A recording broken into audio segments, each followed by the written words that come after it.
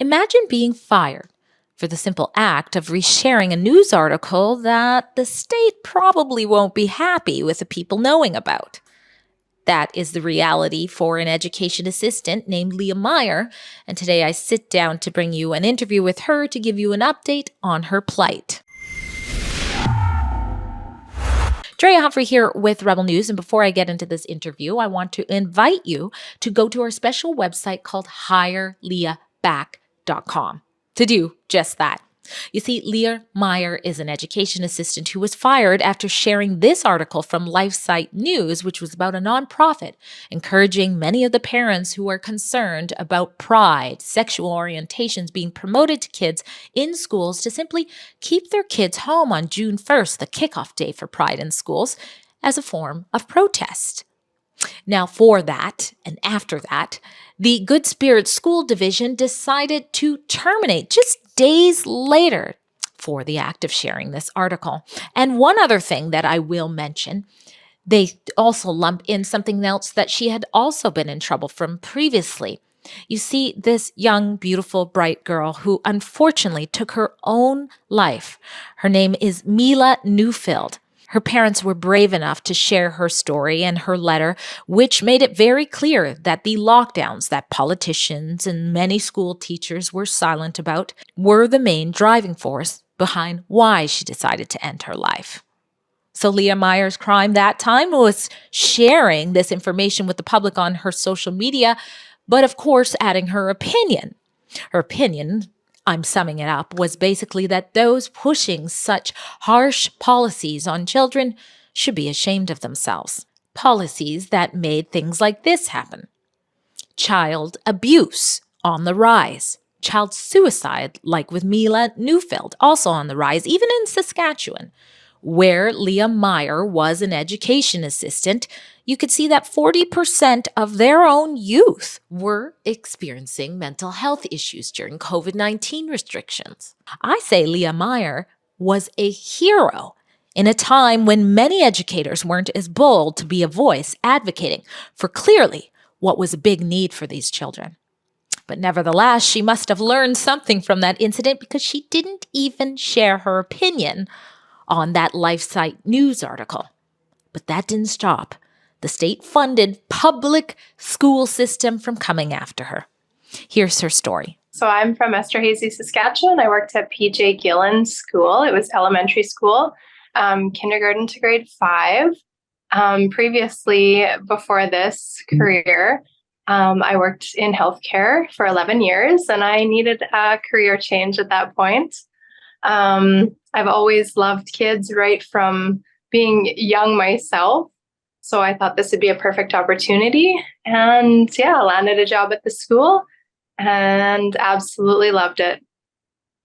And then flash forward to, I guess it's been about a week ago, you can tell the details, and you simply share the news. You share the news article, right, in a group, a Facebook community group called Sask United Neighbors. And that particular article was a LifeSite News article that was about Canadian parents urged to keep children home from school on June 1st, which is Pride Day, full of Pride festivities. Many parents kept their children home. Tell us what happened right after that. So it was, I'm not exactly sure how long after I had posted it, maybe a week or so. I get a text from my principal saying that she needs to see me. So I go into her office and have a chat with her, and she turns her computer screen and shows me the screenshot of the LifeSite News article that I had shared. So she says, did you make this post? And I said, yeah, I did. And she says, are you an admin to this group? And I said, yes, I am. And she said, okay, well, Jason Trost, the superintendent of Good Spirit School Division, is asking you to stay home tomorrow. And so I was devastated at that point, wondering what could be so wrong with sharing a news article. Yeah. She said, you'll get a message on probably that day or whatnot from Jason Trost setting up a meeting on Monday. I'd have to stay home Monday as well. And he'll have an investigation meeting. So I did get an email, and he stated Monday at 2 p.m. you'll have an investigation meeting and go from there. So Monday morning rolls around, and actually 2 p.m., sorry, and he tells me I'm terminated. I joined the meeting and I am terminated.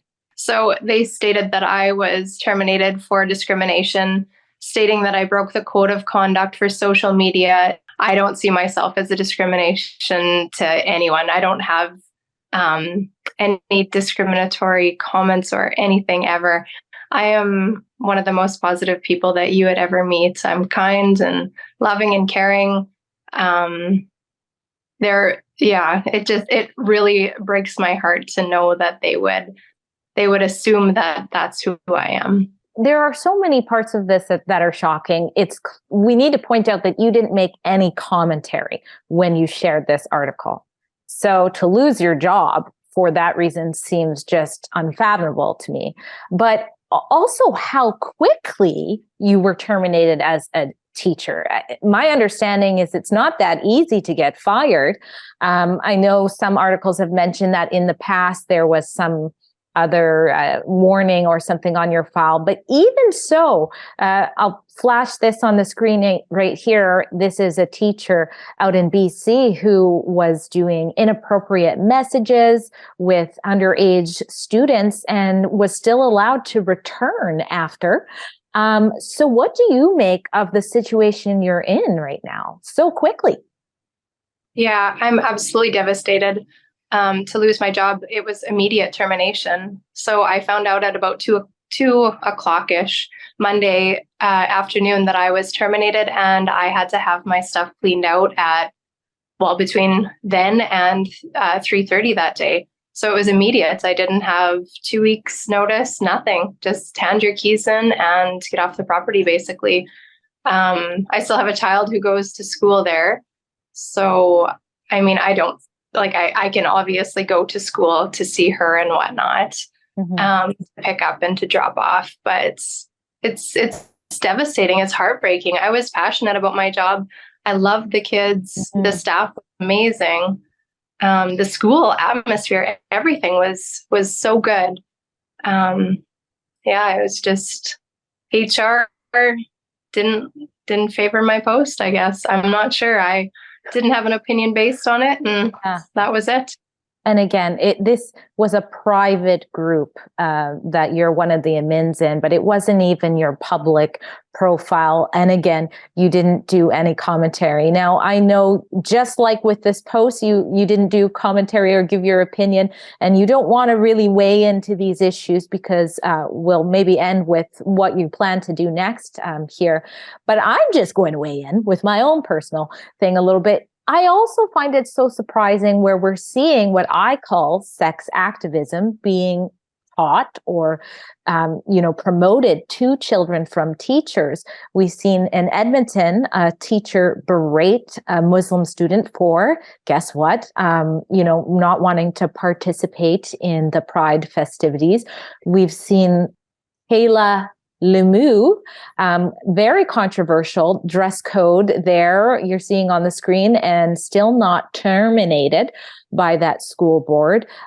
We've seen in BC a teacher in retaliation of the closing of a drag queen story time in a library, then go ahead and show a drag queen story time to 5 and 6-year-olds as some sort of way of revenge with a hashtag sorry, not sorry after sharing their picture of that on school. And no, she's not terminated yet. Do you want to add to any of that, or do you find this just as confusing as I do? Yeah, it's very confusing. It's really hard. Like I said, I miss being at the school. I miss the kids. I miss the staff. In the end goal, I do hope to get my job back. And if I don't, I'm really not sure what I'm going to do. Now, what about your community some of the parents that maybe you've worked with their students or your neighbors or whatever who have found out about the story, what's the feedback you're getting from what's happened to you right now? So far, I've had nothing but positive feedback. Everybody that I've talked to is in support of my decisions, that I've not done anything wrong. Yeah, they're very, very positive. I'm very thankful. I have a great support net. Well, that's good to hear. Why don't we end on what you plan to do? You say you want your job back. Are you taking any steps to try to fight and do so? Yes, I am. I filed a grievance yesterday at 5 p.m. So I have a week to find out what GSSD comes back with. Well, I hope to see, something positive out of this. It's very important to have teachers who like their job, are not jaded, and want to educate the students. And again, this was a private group. If this stands, that means they can comb any educators' profiles and penalize them for things that they said even years ago in a private group. Very, very scary thing to happen. And thank you for taking the time to inform more people in the public about your plight. Thank you for having me on. If the termination of Leah Meyer sticks, imagine how many other teachers are going to remain in silence. Silence about important issues, about lockdowns harming children, and parents wanting to know where their rights are when it comes to sexual agendas being pushed on their children by state institutions. Go to hirebackleah.com. Fire off our pre-written email respectfully in just a matter of seconds that goes to all of the people who have the power to rightfully give Leah her job back. And then sign and share our petition so more can do the same. That's hirebackleah.com.